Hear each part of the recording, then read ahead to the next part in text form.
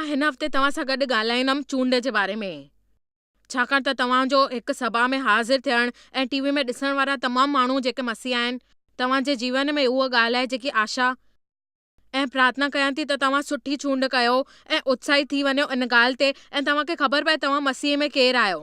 पर तव्हां मां घणा माण्हू आहिनि जेके ग़लति चूंड कंदा आहिनि हर रोज़, पर दरअसल असांखे इहो करिणो आहे जेको असां पंहिंजे अंदरि पोखींदा आहियूं उहो ई असांखे उन तरह सां फसल ॾींदो आहे असांजे जीवन में।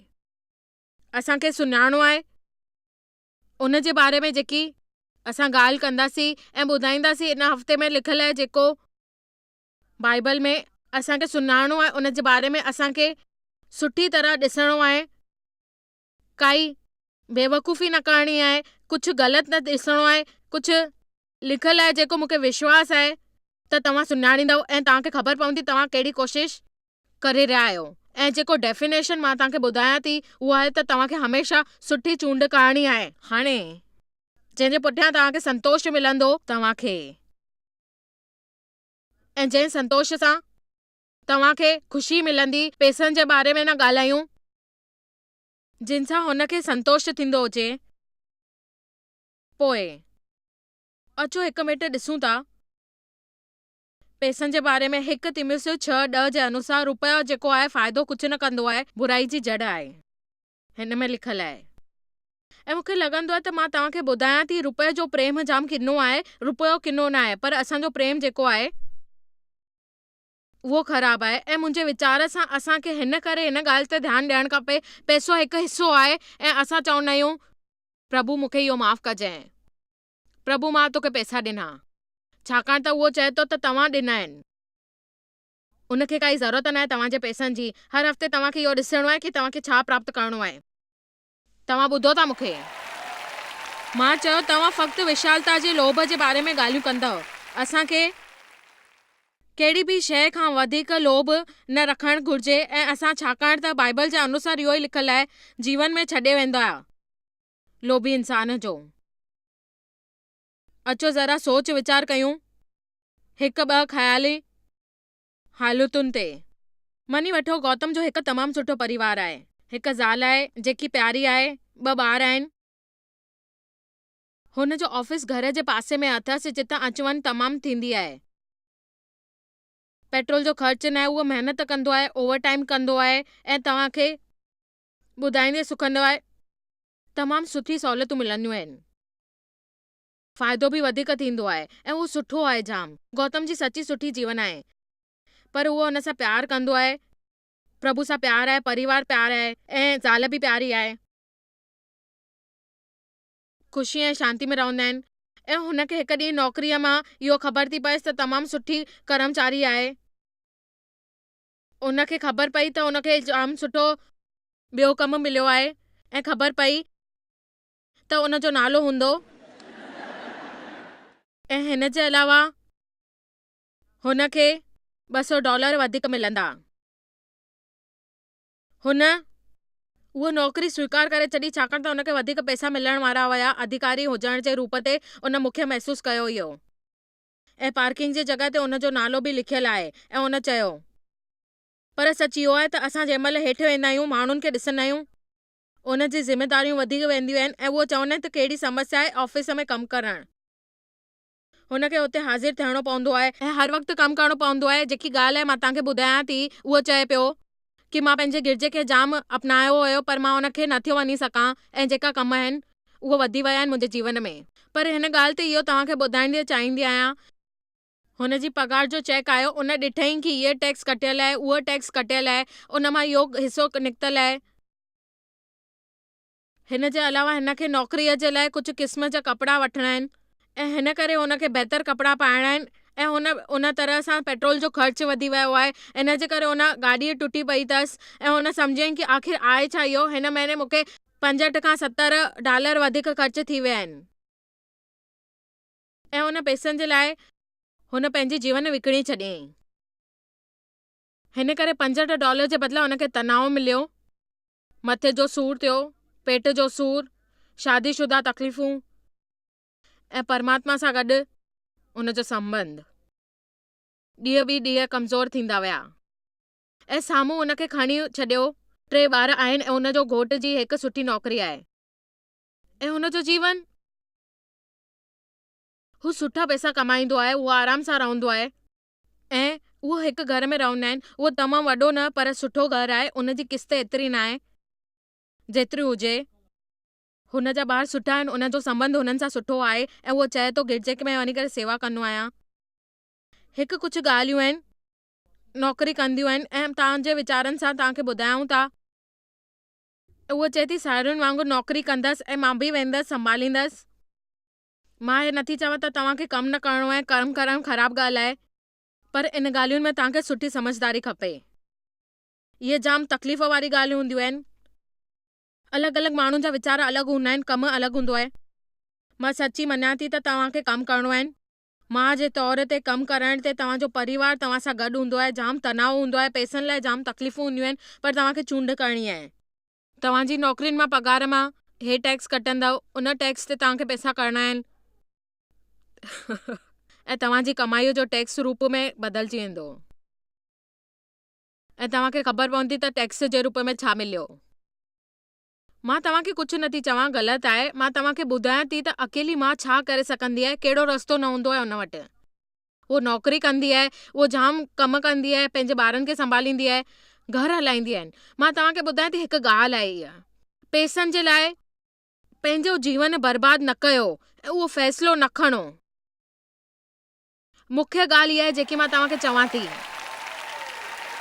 पैसनि जे आधार ते पंहिंजो फ़ैसिलो न कयो, छो त तव्हांजे लाइ उन जे बारे में शांती न मिलंदी, छो उहो सुठो न हूंदो आहे तव्हांजो परिवार जे लाइ, छाकाणि त उहो तव्हांखे दुख ॾींदो ऐं तव्हांजी सुठी तरह सोच बंदि थी वेंदी ऐं तव्हांखे लॻंदो आहे पैसा इन लाइक़ु न आहे तव्हां पंहिंजी शांती विञायो। पैसा इन लाइक़ु न आहिनि तव्हां पंहिंजी शांती विञायो ऐं उहो हिन लाइक़ु न आहे तव्हां में तनाव अची वञे ऐं तव्हां पंहिंजे टाइम टेबल खे छॾे करे उन शइ जे पुठियां घुजो, भॼो भॼो भॼो भॼो भॼो। तव्हांखे एतिरो सम्झणो आहे त तव्हां परमात्मा सां बहितर जीवन घुरी था सघो, तव्हांखे ख़ाली भॼणो आहे भॼणो आहे भॼणो आहे। छा कोई मुंहिंजी ॻाल्हि सम्झे थो? ऐं मां सालनि ताईं हे सोच करे हीअं कंदी हुयसि, मां परमात्मा जे लाइ उहो कंदी हुयसि ऐं कयां थी जेको उहो चवनि था कि तव्हांखे उपेक्षा हुजे, मां उहो कंदसि। मां तव्हांखे ॿुधायां थी, इन खां पहिरें मूंखे घर में मुंहिंजे ॿारनि सां मुंहिंजो सुठो संबंध आहे ऐं महिरबानी तुंहिंजी, पर जेकी ॻाल्हि हुई मां तव्हांखे ॿुधायां थी, अगरि उन वक़्तु सही जॻह ते सही वक़्तु हुयमि। मूंखे हाणे विषय बदिलण जी घुर्ज न आहे। मरकज़ अध्याय 10 में मां तव्हांखे हिकु नौजवान शाहूकार माण्हू सां मिलायां थी। उहो चवनि था, मां चाहियां थी तव्हां इन जे बारे में पढ़ो, छाकाणि त इन में हिकु शिक्षा आहे ऐं तव्हांखे उन शिक्षा खां उपेक्षा न करे तव्हांखे हुन मां सिखणो आहे। ऐं उहो चए थो तव्हां सिखो, मां छा कयां, मूंखे अगरि जीवन प्राप्त थिए थो अनंत, मां उन जी आज्ञा पालन कंदमि। अॻियां वधो। ऐं पोइ चई, मां हे सभु कयो आहे, मां ॿियो छा करे सघंदो आहियां, प्रभु तव्हां ॿुधायो मूंखे मां छा कयां। वरी थी चवां, उन चयो मां प्यार कंदो आहियां। मां तव्हांखे ॿुधायां थी, तव्हां ॾिसी सघंदा आहियो इन ते काई कठिन ॻाल्हि नथो चए, उहो तव्हांजे लाइ हिकु ॻाल्हि थो चए, ख़ाली तव्हां कयो। तव्हांखे हिकु ॻाल्हि करणी आहे, तव्हांखे ईअं न चवणो आहे तव्हां वटि सभु आहे, हू ग़रीबनि खे ॾे ऐं तोखे स्वर्ग में धन मिलंदे, ऐं अची करे पुठियां अची उनखे तव्हांखे ॻाल्हि चवणी आहे, हलंदा रहो। ॾिसो, तमामु माण्हू इहे ग़लति सोचींदा आहिनि ऐं सम्झंदा आहिनि। प्रभु जी सेवा जो मतिलबु आहे त तव्हां उन वक़्तु वञी करे सघंदा आहियो ऐं जेको करे सघंदा आहियो उहो तव्हां कयो, छाकाणि त बाइबल में इहो लिखियलु आहे, मां ॿियनि जे लाइ, सभिनीनि जे लाइ उहो सोचींदसि जेको स्वार्थ आहे उहो मां कंदमि। हुननि हुन नौजवान खे चयो, वचन 22, छाकाणि त हू ॼाणींदो हो हुन वटि पैसा आहिनि। हिकु तकलीफ़ हुई उन जे बारे में अॻिते लिखियलु आहे त नौजवान जेको ॿुधायो आहे उन जी ॻाल्हि इहा आहे त तव्हां उदासी मुंहं ते हूंदी आहे। हुन वटि तमामु मिल्कियत हुई, तमामु दौलत हुई। अॻिते वचन पढ़ूं था, यीशु हुन खे चई ॾिसी करे ऐं ॿुधाई, परमात्मा जे राज्य में प्रवेश करणु केतिरो कठिन हूंदो आहे। उन ॿुधाई, छाकाणि त उन चई कि तव्हांखे संबंध जोड़ना आहिनि, ओतिरो ई विशाल बणिजो ऐं तव्हांखे लाभ मिलंदो उनजो, ऐं तव्हांखे छाकाणि त उहो तव्हांखे घुरिजे थो, छाकाणि त मां तव्हांखे ॿुधाए सघंदी आहियां उहा ॻाल्हि आहे, उहो तव्हांखे पकिड़े सघंदो आहे ऐं तव्हां हुन खां संतोष न थींदव छोकी तव्हांजे अंदरि ॿियो कुझु आहे। तव्हां उन जे लाइ ख़ुशि न थींदव, तव्हांजे अंदरि ॿियो कुझु आहे। तव्हांखे धन्यवाद न करणो आहे उन माण्हूअ जो। महिरबानी, अॻियां वधियूं था असां।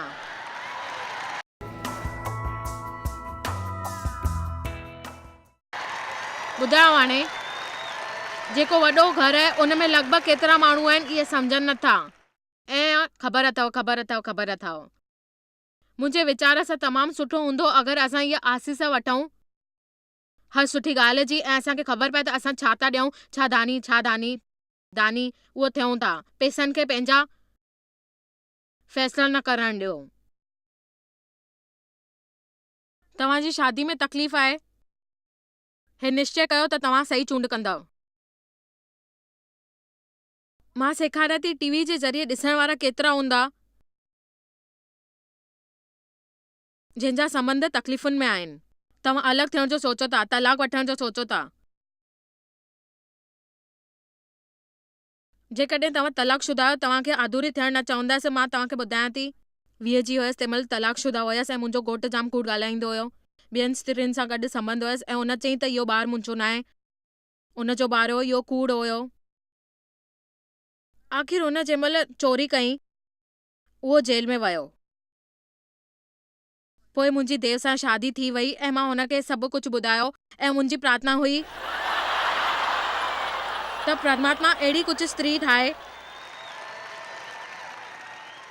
ऐं जेकी हुन सां मदद मिली। उन परमात्मा खे ॿुधी वरितई ऐं चयईं की उन मूंखे स्वीकार कई पंहिंजे अंदर में।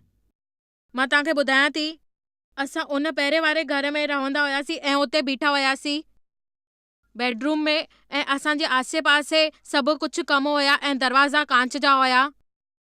ऐं हुन ॻाल्हि चयईं, प्यार सां चयईं, शांतीअ सां चयईं त तूं शांत थी, ऐं मूंखे चयईं त तूं अहिड़े मोड़ ते वठी आई आहीं जिते मां तोखे सहन न करे सघंदमि, ऐं हाल तूं अगरि ईअं ई रहंदियूं त मां सच चवां थो मूंखे छा करणु खपे। मूंखे हिकु चूंड करणी हुई। उन वक़्तु मां छा कयां?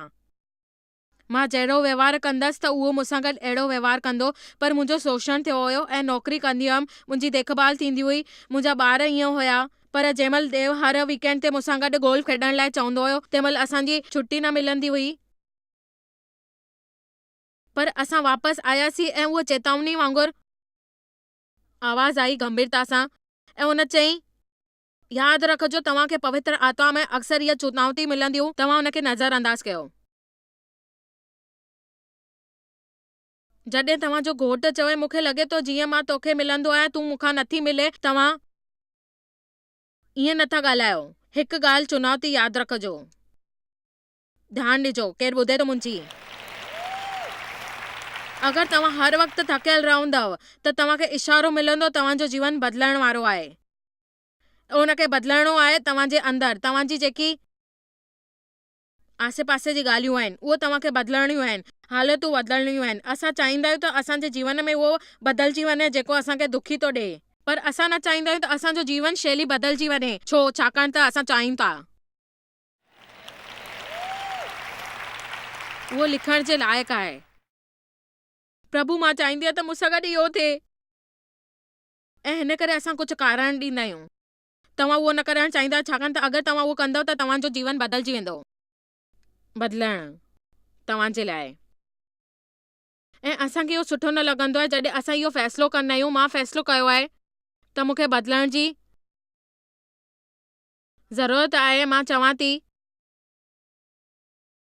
जेकॾहिं तव्हां इहो बदिले छॾींदव ऐं फ़ैसिलो कंदव, तव्हांखे ख़बर पवंदी तव्हांजो घोटु शायदि तव्हांखे छॾे वञे, ऐं मां बदिलण जो फ़ैसिलो कयां पई। प्रभु मूंखे चयो त तोखे बदिलणो आहे। जाम माण्हू शादीशुदा हूंदा आहिनि ऐं तकलीफ़ूं में त्याग करे छॾींदा आहिनि ऐं फ़ैसिलो कंदा आहिनि त तव्हां इहो कयो। इंसान बदिलण जी कोशिश न कंदो आहे छाकाणि त उनखे लॻंदो आहे उहो सही आहे, ऐं मूंखे बदिलणो न आहे छाकाणि त इहो साम्हूं वारे जो फ़ैसिलो आहे। साम्हूं वारे फ़ैसिलो कयो त मां छो बदिलियां, इहो सोच करे तव्हां हमेशा फ़ैसिलो न कंदा आहियो। यादि रखिजो, उहो ग़लति आहे, मां न। मां तव्हांखे ॿुधाइणु चाहियां थी, जॾहिं प्रभु मूंखे बदिलण जे लाइ चयो, इन करे मां चयो।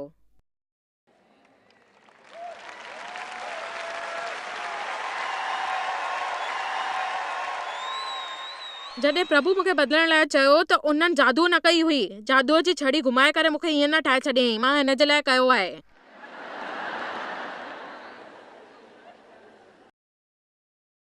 प्रभु खे जाम सालनि ताईं मूंसां निपटणो पियो पए, जंहिंसां मां उनखे विसारे छॾियां। उन साल गुज़री विया हेॾा सुठो कुझु करण में। हे मुंहिंजा प्रभु, हर साल इहो ई थींदो हुयो। मां तमामु कोशिश कंदी हुयमि। मां बदिली करे एतिरी सुठी ठही वेंदसि जेतिरो मां तव्हांखे सोचियो हो मां तव्हांजे साम्हूं आहियां।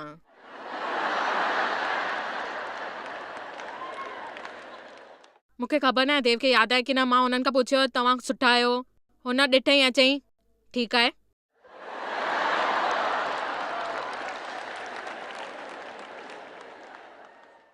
छाकाणि त मुंहिंजो व्यवहार जाम बुरो हो।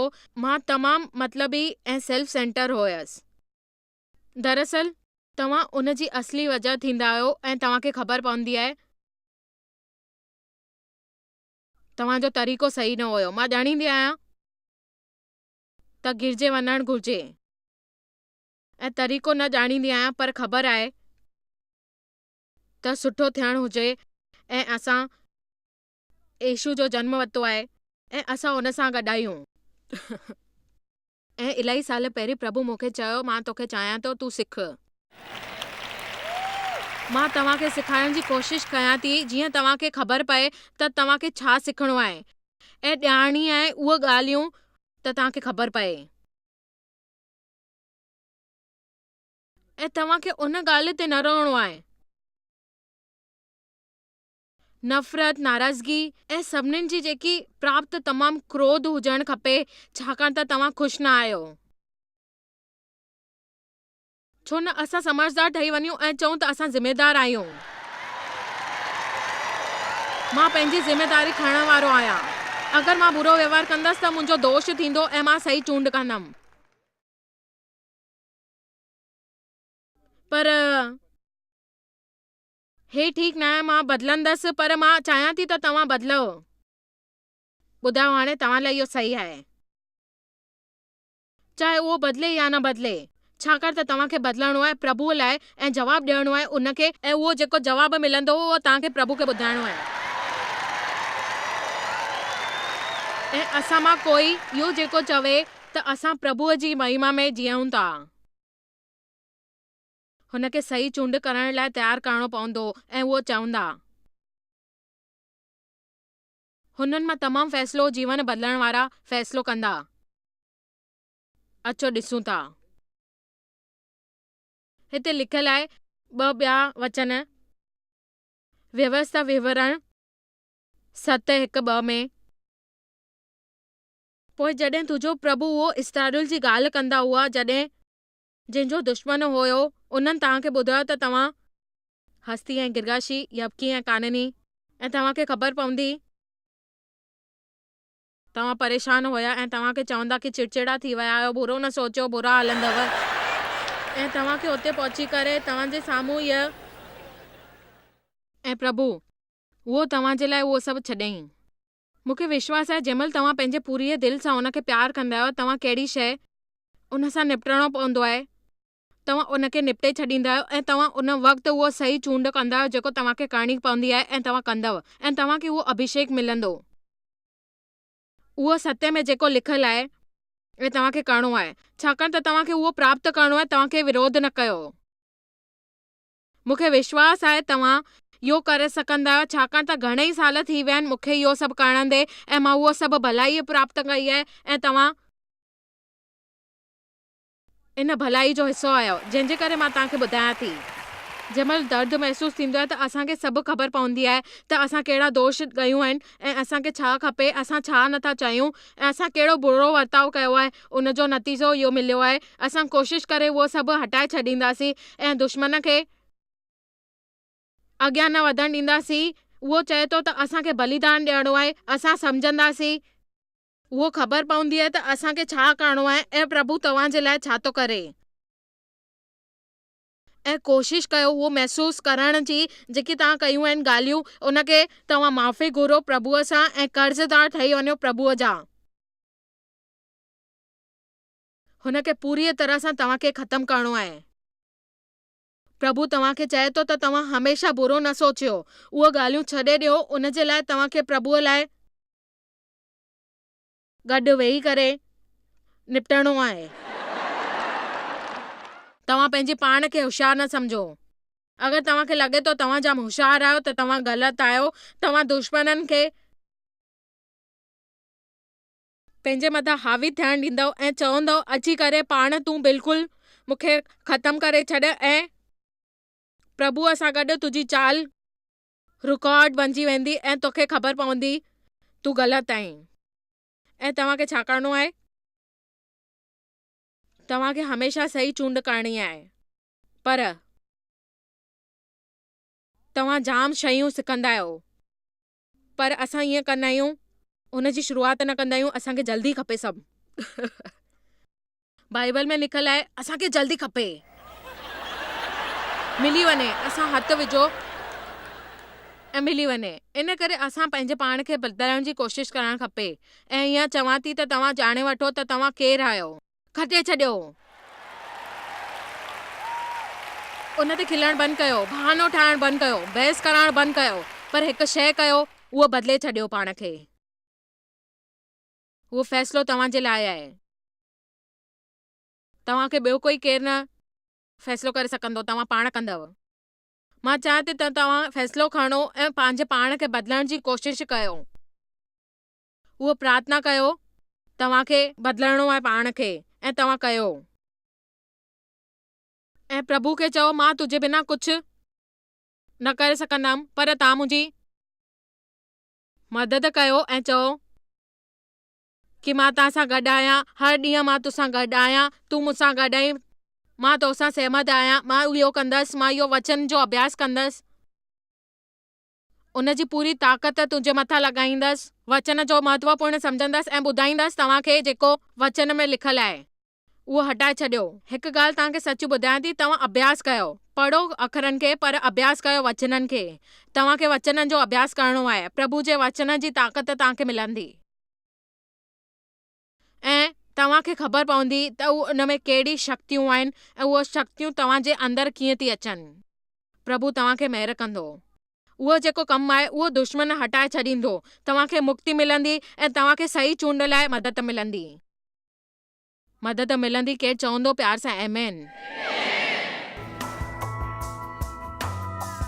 जंहिंमहिल प्रभु चए थो असांखे इहो सभु करणो आहे त असां कंदा आहियूं पंहिंजे पाण सां। बाइबल में इहो ई लिखियलु आहे त ॿुधी जी खोज कयो। नीति वचन 8:11 जे अनुसार ॿुधी जेके असां सां जाम सुठी हलंदी आहे, उन में असांखे जाम शयूं आहिनि, उहो उन जे लाइ तूल कंदी आहे। ऐं प्रभु जी ॿुधी असांखे खोजींदा आहियूं। उन फ़ैसिले करण ते असांजी मदद थींदी आहे ऐं असां उहो कंदा आहियूं ऐं तव्हांखे उहो सभु सुठी ॻाल्हियूं मिलंदी। प्रभु तव्हां सां जाम प्यार थो करे, उहो तव्हांजे जीवन ते हमेशह महिर कंदो ऐं उन योजना ठाही आहे।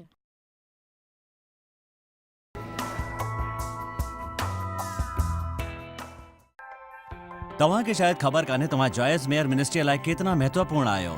असां तव्हांजी क़दुरु कयूं था ऐं पंहिंजे दोस्तनि ऐं भागीदारनि खे धन्यवाद करियूं था जंहिंजे करे दुनिया भर में सेवा करणु मुमकिन थियो आहे। असां मिली करे बुखियनि खे खाराईंदा आहियूं, ग़रीबनि खे कपिड़ा ॾींदा आहियूं ऐं देश खे हिकु शुभ संदेश ॾेई रहिया आहियूं। महिरबानी करे अॼु ई jmmindia.org ते असां खां संपर्क कयो। प्रार्थना जे लाइ, विनती करण जे लाइ, असांजे संसाधनों जे बारे में ऐं वैदिक ख़बर वास्ते, जॉयस जी सभाउनि जो वक़्तु ॾिसण वास्ते, असांजा भागीदार ठहण वास्ते, जीअं असीं सॼी दुनिया में मसीहा जो प्रेम विरायूं।